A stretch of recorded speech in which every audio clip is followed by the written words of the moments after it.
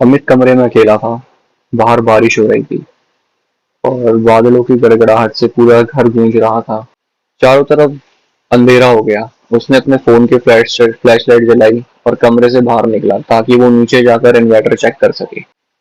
जैसे ही वो सीढ़ियों के पास पहुंचा, उसे नीचे हॉल में किसी के फुसफुसाने की आवाज आई।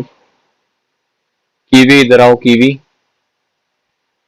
अमित के पैर वहां ठिठक गए।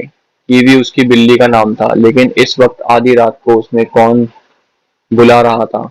घर में तो उसके अलावा और कोई भी नहीं था।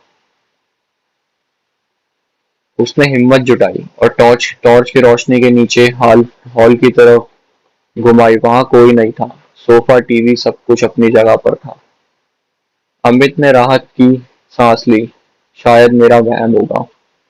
वो जैसे कि मुड़ने लगा, उसने अपने पैरों के पास कुछ महसूस हुआ। उसने नीचे नीचे देखा। कीवी उसके पैरों से लिपट रही थी। लेकिन अजीब बात यह है कि कीवी पूरी तरह कांप रही थी और उसकी आंखों में डर सा फैली हुई थी।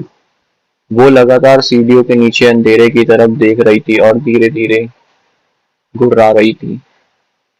तभी हॉल के कोने से एक और आवाज आई। इस बार वो फुसफुसाहट नहीं थी, वो किसी के सूखे गले से निकली एक भारी आवाज थी। म्याऊ। अमित, बिल्ली को ऊपर मत ले जाओ। वो कौन है? अमित का दिल जोर जोर से धड़कने लगा। उसने कपकपाते हाथों से फोन की लाइट उस कोने की तरफ की। वहां अंधेरे में एक साया खड़ा था। उसका शरीर इंसानी था, लेकिन बहुत लंबा और अजीब तरीके से मुड़ा हुआ। उसके नीचे उसके चेहरे की जगह सिर्फ एक खाली काला गुड्डा था, जिसमें से दो चमकीली सफेद आंखें अमित को ही घूर रही थी। अमित का गाल सूख गया। गाल नहीं, गला। वो चिल्लाना चाहता था, लेकिन आवाज नहीं निकली।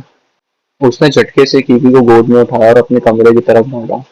पीछे से सीढ़ियां चढ़ने की आवाज आने लगी। कोई बहुत तेजी से ऊपर आ रहा था। अमित ने कमरे में घुसते ही दरवाजा बंद किया और कुंडी लगा दी। वो हाँफते हुए दरवाजे से पीठ टिकाकर बैठ गया।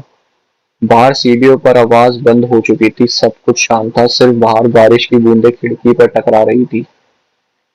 कुछ सेकंड बीते। अमित को लगा कि शायद वो बच गया है।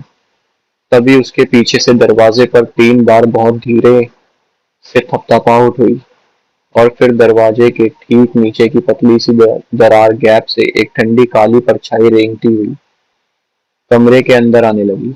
अमित डर के पीछे हटा। तभी उसके फोन की बैटरी को होकर स्विच ऑफ हो गई।